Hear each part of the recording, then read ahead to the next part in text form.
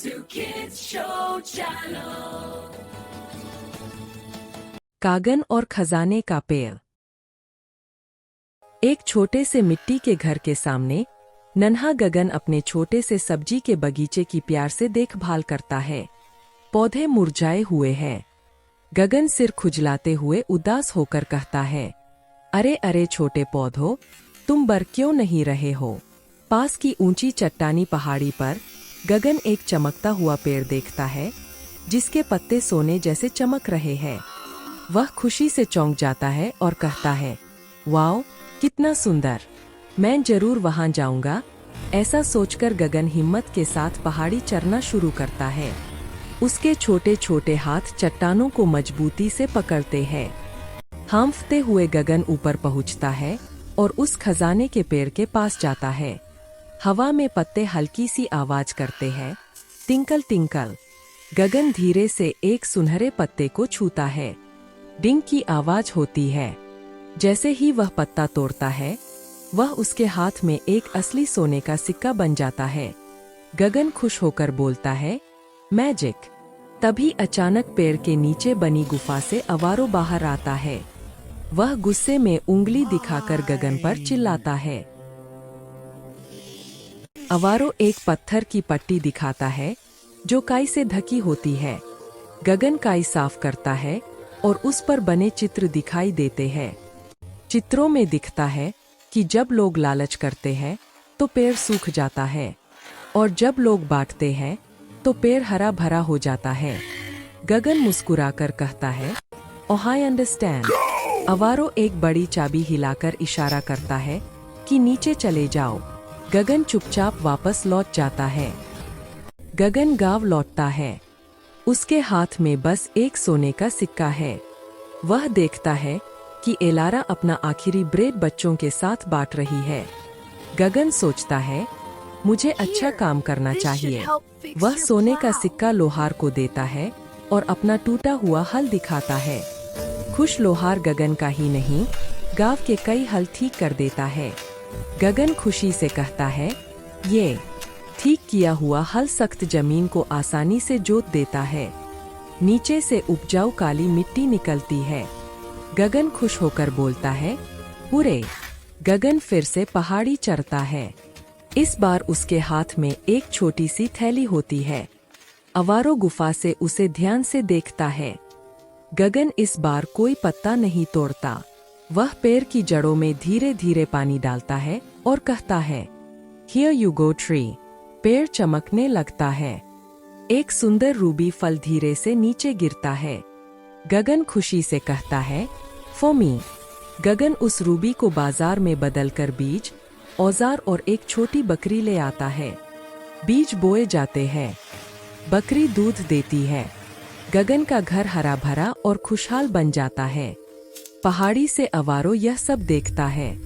वह सोच में पड़ जाता है कि गगन इतना खुश क्यों है।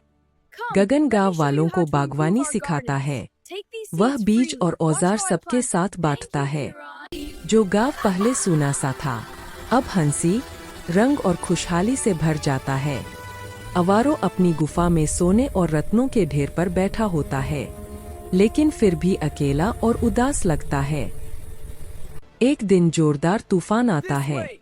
गगन सबको साथ लेकर घरों और जानवरों को बचाता है। तूफान से पहाड़ी का रास्ता टूट जाता है। एक बड़ा पत्थर अवारो की गुफा को बंद कर देता है। हवा में अवारो की कमजोर आवाज सुनाई देती है, हेल्प। गगन चिंता से ऊपर देखता है। गगन गांव वालों को इकट्ठा करता है। रस्सियां और औजार लेकर सब मदद के लिए चढ़ते हैं। सब मिलकर गिनते हैं, 1 2 3, और बड़े पत्थर को हटा देते हैं। अवारो बाहर आता है। वह नीचे खुशहाल गांव को देखकर भावुक हो जाता है। अवारो झिझकते हुए गगन को एक सुनहरा पत्ता देता है। गगन मुस्कुराता है, मना करता है और एलारा की गरम ब्रेड अवारो के हाथ में रख देता है। अवारो की आंखों में आंसू आ जाते हैं। वह अपने सोने के पत्ते और रत्न फल सबको बांटना शुरू करता है। खजाने का पेड़ और ज्यादा चमकने लगता है। उसकी डालियां फैलती है और ढेर सारे फल लगते हैं। अब साधारण कपड़ों में अवारो गांव के लिए पानी की नहर बनाने में मदद करता है। वह पहली बार सच्ची मुस्कान के साथ हंसता है। गांव में बड़ी फसल की दावत होती है। अवारो और एलारा साथ बैठकर हंसते बात करते हैं। गगन का बगीचा अब सबका खेत बन जाता है। बच्चे फसलों के बीच खेलते दौड़ते हैं। पहाड़ी पर खड़ा खजाने का पेड़ सबको याद दिलाता है कि बांटने से खुशहाली आती है। गगन और अवारो साथ बैठकर नीचे खुशहाल गांव को देखते हैं। पूरा गांव रोशनी और खुशी से चमक रहा होता है। कहानी एक प्यारे संदेश के साथ खत्म होती है। When we share, happiness grows। अरबी का जादुई बगीचा साहसिक। रितिका अपने धूप इंद्रधनुषी कमरे में अपनी गुड़ियों के साथ खेलती है। वह बार्बी को एक कपकेक देती है और बार्बी का हार गुलाबी चमकता है। हार से एक चमक उड़ती है, उसके खरगोश की नाक को हिलाती है। बार्बी रोशनी की चमक में बड़ी और असली हो जाती है। जादुई बगीचे को हमारी मदद चाहिए, बार्बी फुसफुसाती है। वे उसके चमकते शीशे से कूदकर रंगों की सुरंग में चले जाते हैं। वे एक सुंदर लेकिन उदास मुरझाए बगीचे में उतरते हैं। रितिका एक बड़े नीलम के फूल को छूती है। उसकी उंगलियों के नीचे उसका गर्म नीला रंग हल्के भूरे रंग में बदल जाता है, फिर धीरे धीरे वापस आ जाता है। वह चिंता से बार्बी को देखती है। एक उदास फूला हुआ स्पार्कल मदद मांगते हुए तेजी से आता है। वे विशाल मशरूम के जंगल से स्पार्कल का पीछा करते हैं। वे रोते हुए बैंगनी रंग के ग्लूम ग्लूब को पाते हैं। उसके आंसू रंग चुरा लेते हैं। बार्बी का लॉकेट दिखाता है कि ग्लूम ग्लूब बस अकेला है। नमस्ते, चलो दोस्त बने, बहादुर रितिका कहती है। वह उसकी ओर बढ़े इंद्रधनुषी बुलबुले उड़ाती है। पॉप एक बुलबुला ग्लूम ग्लूब को खुशी की चिंगारियों से ढक देता है। बार्बी एक रंग गीत गाती है जो फूलों की मदद करता है। घूमो, पैर पटको और ताली बजाओ। रितिका एक मजेदार नृत्य सिखाती है। वह उसके हाथ पकड़कर नृत्य करने में मदद करती है। वह चमकता है। वह अपना पैर पटकता है, हरा रंग हर जगह फैल जाता है। खुश स्पार्कल चमकदार स्थायी निशान छोड़ते हुए तेजी से चलता है। चारों दोस्त एक सूरजमुखी के चारों ओर गोल घेरे में नाचते हैं। उनकी हंसी रंगीन ध्वनि तरंगों में बदल जाती है।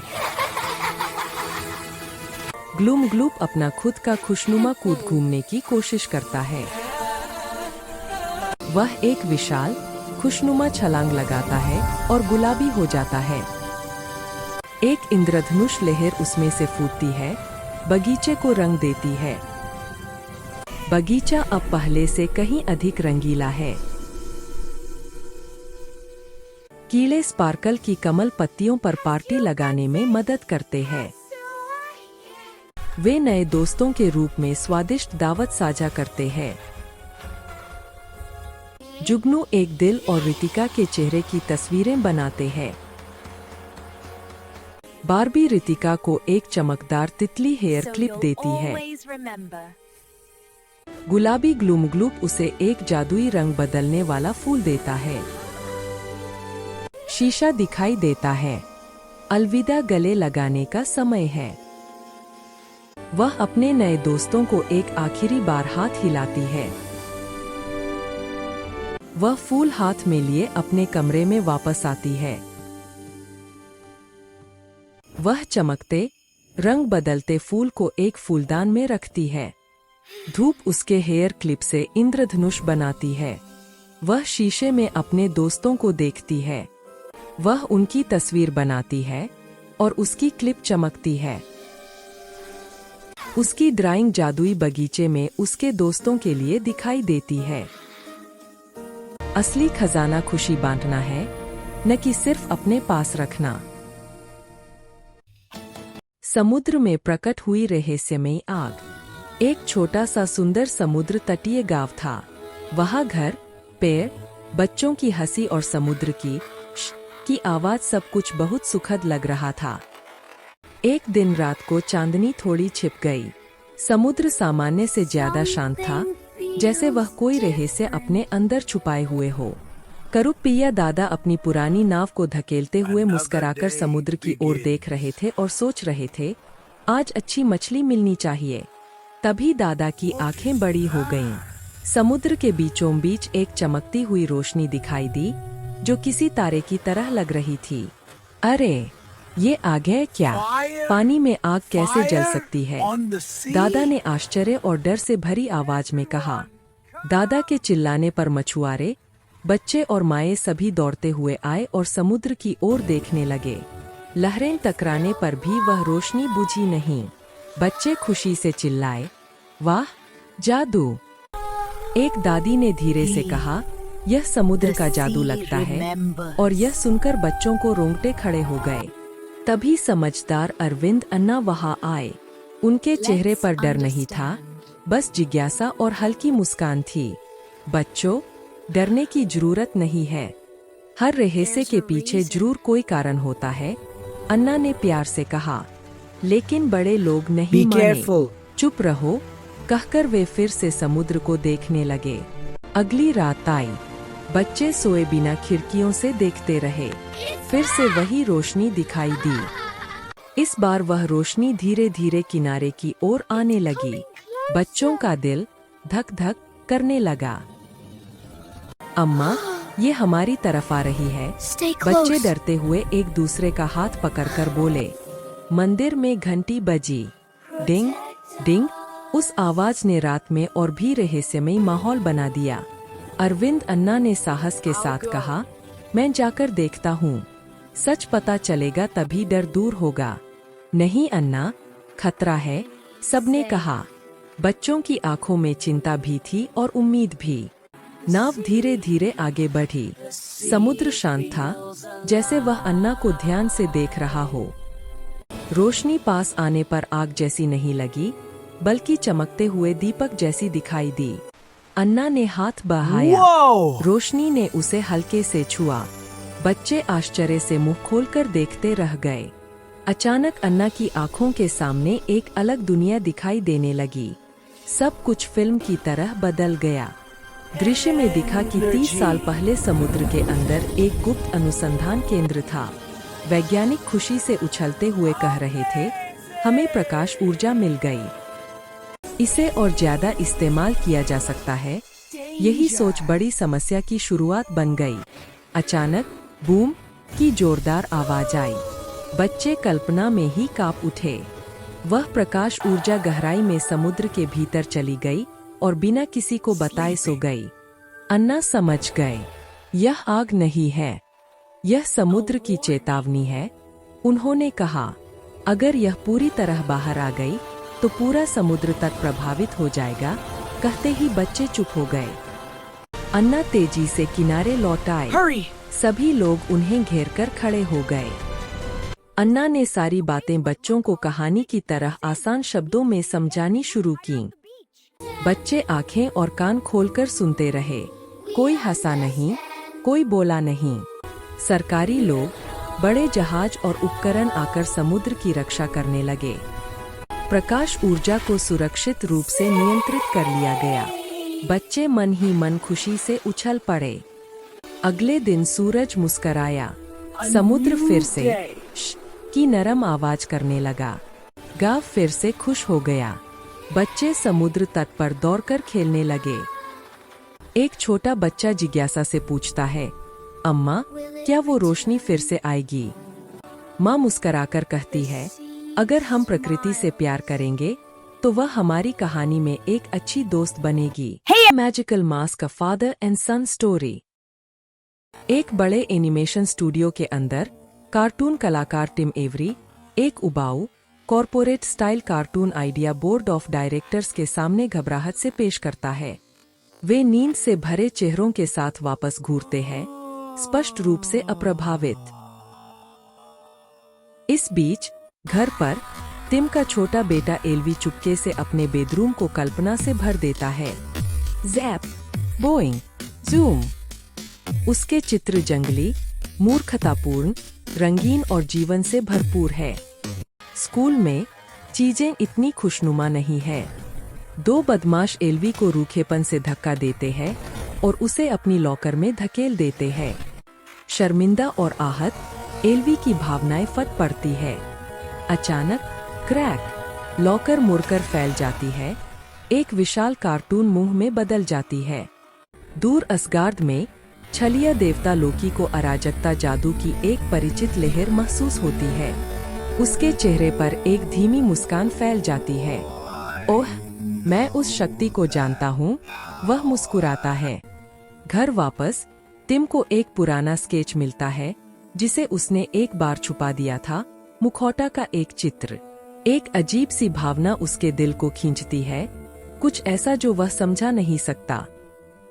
उस शाम एक शांत डिनर के दौरान टिम एल्वी से जुड़ने की कोशिश करता है, लेकिन उसके शब्द सपाट पड़ जाते हैं और उनके बीच की दूरी बनी रहती है। अचानक फ्लैश, नीलहरे प्रकाश के एक विस्फोट में लोकी एवरी परिवार के शांत उपनगरीय पिछवाड़े में प्रकट होता है। घर के अंदर एल्वी खुशी से दिन में सपने देखता है। बिना छुए उसका अनाज का कटोरा नाचने, घूमने और गाने लगता है। टिम इसे अपनी आंखों से देखता है। आखिरकार वह समझ जाता है, शक्ति अब मुखौटे में नहीं है, यह उसके बेटे के अंदर है। भेष बदलकर और दूर से देखते हुए लोकी एल्वी का ध्यान से अध्ययन करता है। हाँ, लड़का स्रोत है, वह संतुष्टि से फुसफुसाता है। घबराकर टिम अटारी में दौड़ता है और एक पुरानी संदूक खोलता है। अंदर असली भौतिक मुखौटा पड़ा है, सालों से छिपा हुआ। कहीं और लोकी जेरेमी इप्किस को ढूंढता है, एक संघर्षरत संगीतकार जो एक तंग अपार्टमेंट में रहता है, करवाहट और टूटे सपनों से भरा हुआ। लोकी शक्ति के वादों से जेरेमी को ललचाता है, उसके क्रोध और आक्रोश को कठपुतली मास्टर की तरह मोड़ता है। अनिच्छा से जेरेमी सहमत हो जाता है। लोकी उसे एक भ्रष्ट, धूसर संस्करण वाला मुखौटा देता है, अंधेरा और निकासी करने वाला। टिम एल्वी को मुखौटे की खतरनाक विरासत के बारे में चेतावनी देने की कोशिश करता है, लेकिन एल्वी उस पर विश्वास नहीं करता। नियंत्रित और गलत समझे जाने का एहसास होने पर एल्वी निराशा में चिल्लाता है। लिविंग रूम फैलता है, मुड़ता है और कार्टून दुनिया की तरह रबर जैसा हो जाता है। उस पल में टिम सच्चाई को महसूस करता है। उसे दमन नहीं, बल्कि नियंत्रण सिखाना चाहिए। वह अपने पुराने कार्टून स्केच अपने बेटे के साथ साझा करता है। पहली बार पिता और पुत्र वास्तव में जुड़ते हैं, एक साथ मूर्खतापूर्ण, रचनात्मक कार्टून चरित्र बनाते हुए हंसते हैं।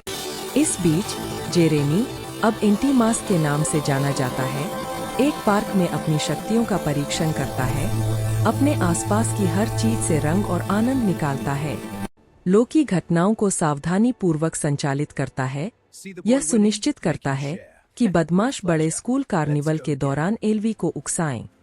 कार्निवल में एल्वी की शक्तियां सार्वजनिक रूप से फूट पड़ती है। परिणाम एक हानिरहित लेकिन जंगली रूप से अराजक कार्टून दंगा है, जो उछलने, घूमने वाले पागलपन से भरा है। शक्ति की लहर को महसूस करते हुए जेरेमी आता है और कार्निवल की खुशी को निकालना शुरू कर देता है। टिम अंदर दौड़ता है और तुरंत जेरेमी को अपने अतीत के श्राप के विकृत प्रतिबिंब के रूप में पहचान लेता है। स्लैपस्टिक कॉमेडी और कार्निवल गेम्स का उपयोग करते हुए टिम जेरेमी को इतनी देर के लिए विचलित कर देता है कि एल्वी भाग जाए। लोकी एल्वी के सामने प्रकट होता है और मांग करता है कि लड़का स्वेच्छा से अपनी चोरी की गई शक्ति सौंप दे।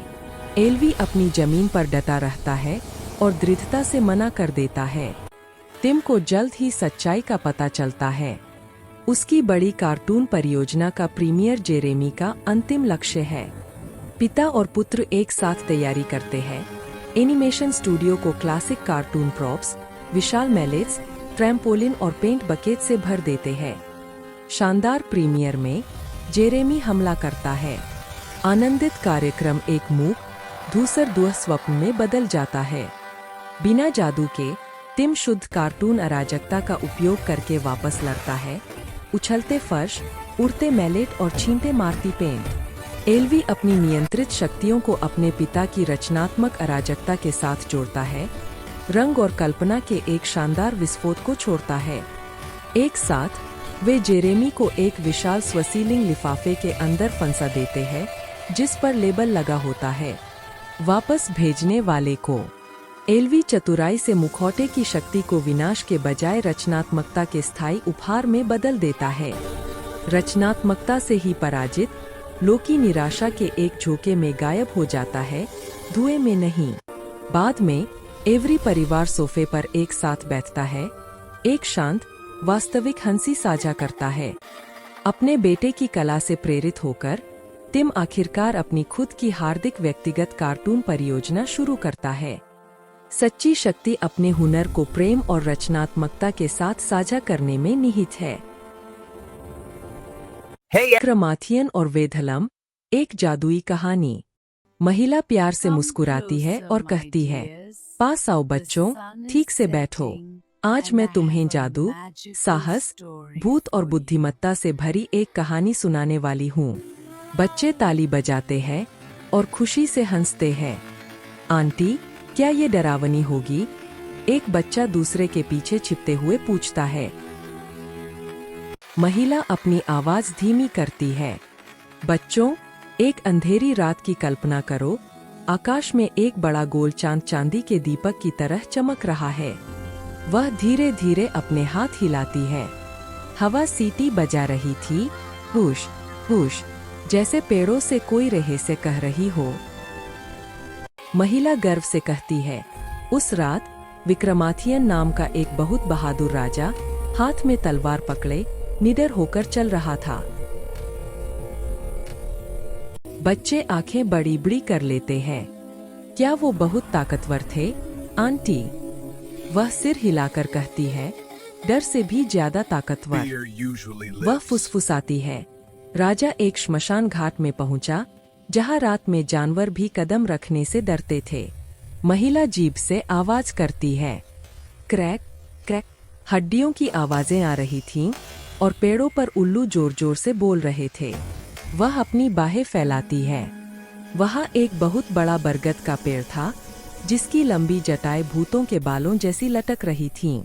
बच्चे आगे झुक जाते हैं जब वह कहती है, बच्चों, उस पेड़ की एक डाली से एक शव लटका हुआ था और धीरे धीरे झूल रहा था। अचानक वह शरारती हंसी हंसती है, ही। उस शव के अंदर वेधालम नाम का एक शरारती भूत रहता था। कुछ बच्चे हल्के से चिल्लाते हैं, कुछ हंसते हैं। बात करने वाला भूत? वे उत्साह से पूछते हैं। महिला समझाती है, बिल्कुल भी न डगमगाते हुए राजा ने उस शव को अपने मजबूत कंधे पर उठा लिया। वह अपनी आवाज बदलती है, हे राजन, मैं तुम्हें एक कहानी सुनाऊंगा, लेकिन तुम्हें मेरे सवाल का जवाब देना होगा। महिला मुस्कुराती है। अब बच्चों, ध्यान से सुनो।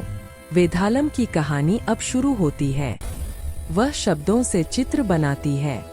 एक सुंदर राज्य था, हरे भरे खेत, नाचती नदियां और मुस्कुराते लोग थे।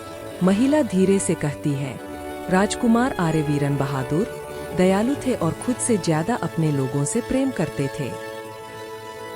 वह आगे कहती है, रानी मालती कोमल, बुद्धिमान थी और बोलने से पहले हमेशा सोचती थीं। महिला आंखें सिकोड़ती है। लेकिन राजकुमार का मित्र सेनन बहुत चतुर था और अंदर से लालची भी। वह जमीन थपथपाती है। धन धन। युद्ध के नगाड़े बजे और दुश्मन राज्य के पास आने लगे। बच्चे घोड़ों की कल्पना करते हैं जब वह कहती है, राजकुमार बहादुरी से युद्ध के लिए निकले, सुरक्षित लौटने का वादा करते हुए। महिला आह भरती है। दिन बीतते गए, चिट्ठियां आनी बंद हो गईं और धीरे धीरे सबके दिलों में डर भर गया। वह गंभीर होकर कहती है, सेनन को सिंहासन पर बैठना और लोगों की प्रशंसा सुनना बहुत अच्छा लगने लगा। वह फुसफुसाती है, एक अंधेरे जंगल में सेनन ने राजकुमार पर हमला किया और उसे नदी में फेंक दिया। बच्चे चिंता से देखते हैं। महिला उन्हें दिलासा देती है, चिंता मत करो बच्चों, कहानी अभी खत्म नहीं हुई है। वह खुशी से मुस्कुराती है। जंगल के दयालु लोगों ने राजकुमार को बचा लिया और उसकी देखभाल की। महिला सिर हिलाती है। सेनन ने सबसे झूठ बोला और राज्य का राजा बन गया। वह आवाज धीमी करती है। रात में राजकुमार ने महल के अंदर रानी से चुपके से मुलाकात की। वह धीरे धीरे बोलती है, राजकुमार ने सत्ता से ज्यादा शांति को चुना और अपना सिंहासन छोड़ दिया। वह पास झुकती है। वेधालम ने पूछा, बच्चों, सही कौन है और गलत कौन? महिला होंठों पर उंगली रखती है। राजा शांत रहा और चुपचाप आगे बढ़ता रहा। वह आंखें फैलाती है। वेधालम अपनी जिंदगी में पहली बार हंसना बंद कर देता है। वह प्यार से समझाती है, कुछ सवालों का एक ही जवाब नहीं होता बच्चों। वह खुशी से हाथ हिलाती है। फुर्र! वेधालम चांदनी में गायब हो गया। महिला मुस्कुराती है। दुष्ट जादूगर की सारी योजना पूरी तरह असफल हो गई।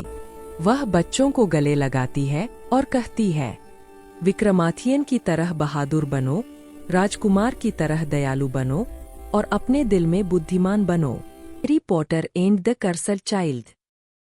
जादू से भरे लंदन शहर में हैरी पॉटर अपने प्यारे परिवार के साथ खुशी से रहता था। हैरी का छोटा बेटा एल्बस नए स्कूल जाने को लेकर थोड़ा डरा हुआ और थोड़ा उत्साहित था। हैरी प्यार से एल्बस को हॉगवर्ट्स स्कूल भेजता है। हॉगवर्ट्स का जादुई स्कूल एल्बस के लिए एक बड़ा, सुंदर और नया संसार था। एल्बस वहां मुस्कुराते हुए स्कॉर्पियस से मिला और उसका दोस्त बन गया। स्कॉर्पियस बहुत समझदार, अच्छे से बोलने वाला और दयालु लड़का था। अपने पिता की प्रसिद्धि के कारण एल्बस थोड़ा उदास था, लेकिन अपने दोस्त के साथ खुश था। दोनों मिलकर जादुई दुनिया की खोज और रोमांच करना चाहते थे। उन्हें एक चमकदार टाइम टर्नर उपकरण मिला। वह उपकरण उन्हें रंगीन समय यात्रा पर ले गया। उन्होंने एक अच्छे दोस्त को बचाने की कोशिश की, लेकिन जादुई दुनिया धीरे धीरे बदलने लगी। एक अंधेरी लेकिन आश्चर्यजनक नई दुनिया सामने आई। उस दुनिया में सब कुछ अलग था। एल्बस और स्कॉर्पियस साथ रहकर बहादुर बने रहे। उन्होंने अपनी गलतियों को ठीक करने का फैसला किया।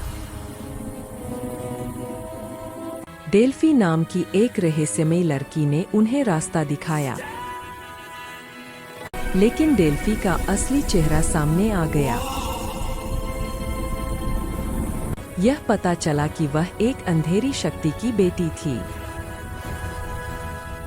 वह जादुई दुनिया पर राज करना चाहती थी। हैरी अपने बेटे को खोजने निकला। जिन्नी, रोन और हरमायोनी उसकी मदद के लिए उसके साथ जुड़ गए। वे सभी समय में यात्रा करने लगे। उन्होंने डेल्फी का सीधे सामना किया। एक चमकदार और जादू से भरी लड़ाई हुई। अच्छे लोगों ने जीत हासिल की। समय फिर से सही हो गया। एल्बस सुरक्षित वापस आ गया। पिता और बेटे ने प्यार से एक दूसरे को समझ लिया। जादू, दोस्ती और परिवार का प्यार हमेशा जीत गया। Hey everyone! अदुई भारत की धरती। प्यारे बच्चों, एक दिन स्कूल में मैं दुनिया का नक्शा देख रहा था। उसमें इंडिया नाम का एक बड़ा देश था। उस समय मैंने सोचा, क्या यह भी किसी और देश जैसा ही नहीं है? कई सालों बाद मैं एक हवाई जहाज के अंदर बैठा था। खिड़की के बाहर बादल नरम रुई जैसे दिख रहे थे। मेरा दिल खुशी से उछल पड़ा। मैं भारत जा रहा हूँ। हवाई जहाज जमीन पर उतरा। धम की आवाज आई। जैसे ही दरवाजा खुला, कई मुस्कुराते चेहरे मेरा स्वागत करने लगे। एक आदमी मुस्कुराया और बोला, भारत में आपका स्वागत है। उस मुस्कान में प्यार चमक रहा था। मैं दिल्ली पहुंचा। कारें, बसें, लोग, सब कुछ तेजी से चल रहा था। एक विशाल लाल किला गर्व से खड़ा था। मैं उसके भीतर धीरे धीरे चला। अरे वाह, यहाँ कभी राजा चला करते थे। मेरे दिल ने फुसफुसाया, कुतुब मीनार, जो आसमान को छूती हुई मीनार है। मैं कितना छोटा हूँ। मैं खुद से हंस पड़ा। एक छोटी सी पानी पूरी, पॉप। जैसे ही मैंने उसे मुंह में रखा, हैरानी से मेरी आंखें बड़ी हो गईं। कुछ लोग कुर्ता पहने हुए थे, कुछ लोग सलवार कमीज। भारत सचमुच रंगों की धरती है। मैं ट्रेन में चढ़ा। पास बैठी एक दादी ने कहा, चाय पी लो। एक अजनबी दोस्त बन गया। ट्रेन रुकी। चारों ओर हरे भरे खेत थे। हवा भी जैसे मुस्कुरा रही थी। पंजाब में स्वागत है। पंजाब के पुरुष पगड़ी पहने हुए थे। महिलाएं रंग बिरंगे कपड़े पहने थीं। उनके चेहरों पर खुशी चमक रही थी। स्वर्ण मंदिर सोने की तरह चमक रहा था। मेरा मन शांत और सुकून से भर गया। यहाँ सब बराबर है। लंगर में मैं जमीन पर बैठकर खाया। न कोई राजा था, न कोई गरीब, सिर्फ प्यार मौजूद था। राजस्थान, रेत से भरी धरती, लेकिन कहानियों से भरा दिल। एक महल, बड़े बड़े दरवाजों के साथ। हवा जैसे फुसफुसाई, वीरता। राजस्थानी नृत्य में कपड़े घूमने लगे। संगीत मुस्कुरा उठा। रेत ने भी तालियां बजाईं। राजस्थानी भोजन, दाल बाटी चूरमा। कठिनाई में भी खुशी, जैसे भोजन कह रहा हो। गुजरात, जहां सब कुछ शांत लगता था। मेरा मन भी धीरे धीरे चलने लगा। साबरमती आश्रम, एक छोटा सा घर, लेकिन बड़े विचारों के साथ। एक आवाज जैसे कह रही थी, प्यार ही ताकत है।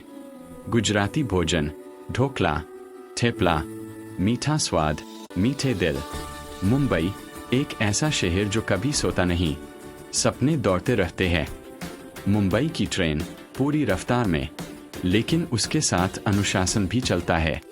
एक छोटा सा बन, बड़ा स्वाद। मुंबई मेरी हथेली में समा गई। केरल, हरे भरे पहाड़, बहती नदियाँ, प्रकृति मुस्कुरा उठी। एक हाउस बोट, पानी पर बना घर। यहाँ समय धीरे धीरे चलता था।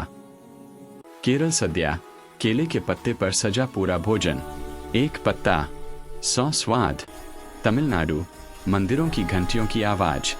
भाषा संगीत बन गई। तमिल जीवन, वेष्टी और रेशमी साड़ियाँ, बड़ों के लिए सम्मान। मीनाक्षी मंदिर, 1000 स्तंभ, हर स्तंभ एक कहानी सुनाता था। तंजावुर का बड़ा मंदिर, मैं 1000 साल पुराना हूँ, जैसे पत्थर कह रहा हो।